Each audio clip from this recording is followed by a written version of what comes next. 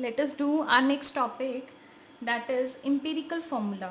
Now what is empirical formula?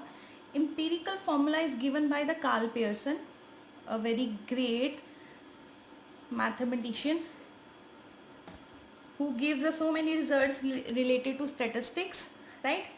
So what he said, that there is a relation between mean, median and mode, right?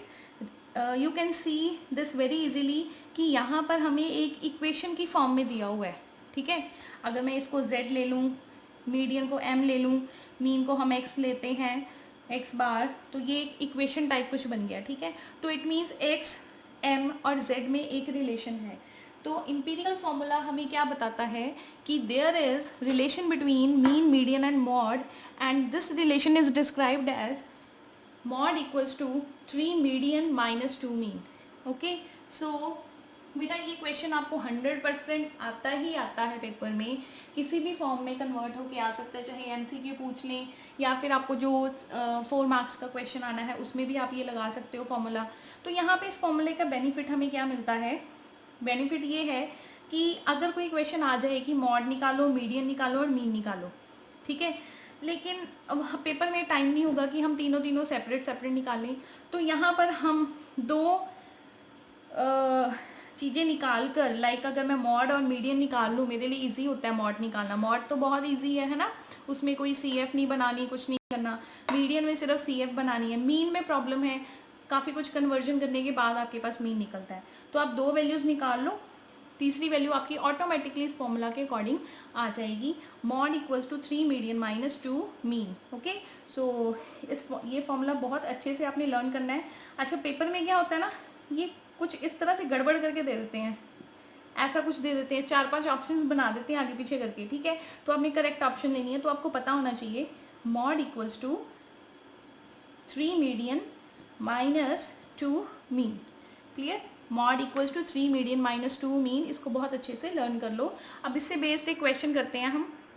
So students, let's see this question. Find mean, median and mod one data is given 5 to 10, 10 to 15. अब देखो बेटा, मैं mean नहीं निकालूंगी क्योंकि mean निकालना मुझे बहुत lengthy लगता है. मुझे फॉर्मूला पता है, एम्पिरिकल फॉर्मूला पता है, मैं वहाँ से निकालूंगी मीडियन एंड मॉड. मीन हम वहाँ पर वैल्यू पुट करके निकालेंगे, ठीक है. तो सबसे पहले मॉड निकाल लें. फॉर मॉड का फॉर्मूला क्या है? L equals to L plus F1 minus F0 upon 2F1 minus F0 minus F2 into H. अब देखो, सबसे हाईएस्ट फ्रीक्वेंसी क्या है? 15. Highest frequency is 15.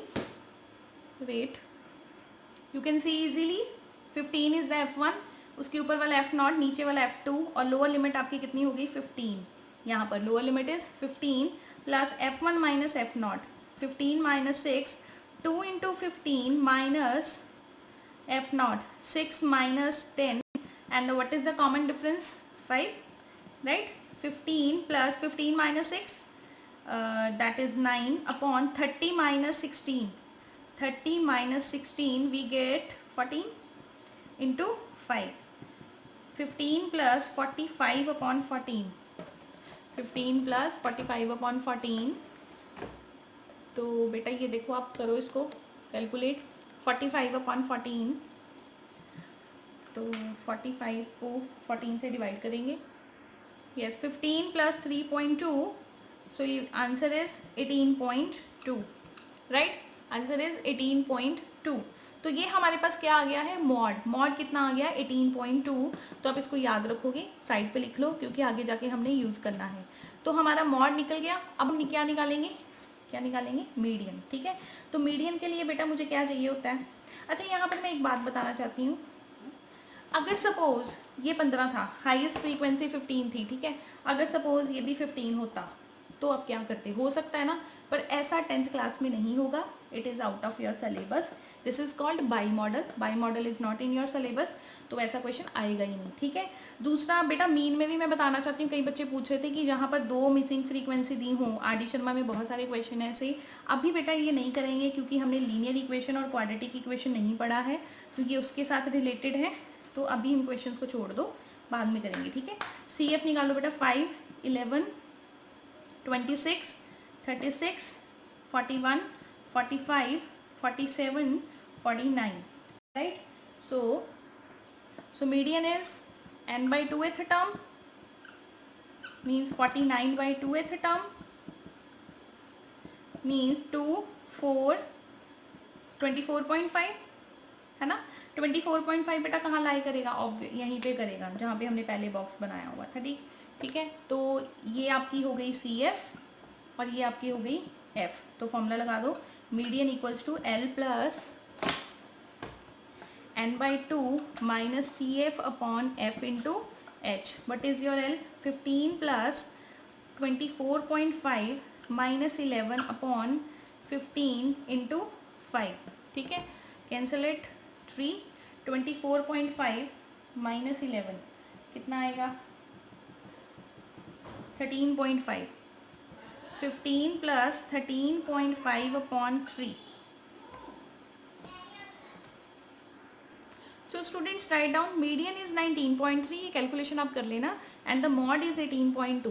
तो अब हमने निकालना है मीन. तो मीन के लिए बेटा बस हमें डाटा की ज़रूरत नहीं है, वो हमारा बहुत लेंथी हो जाता है. तो हम यहाँ पर इम्पेरिकल फॉर्मूला लगाएंगे, mode equals to 3 median minus 2 mean. ठीक है. Mode equals to 3 median minus 2 mean. Now what is mode 18.2. 3 median means 3 into 19.5 minus 2 mean. ठीक है. तो अब आप इसको मल्टीप्लाई करोगे 19 को 3 के साथ. After multiplication I get 58.5. Take the 58.5 on left side.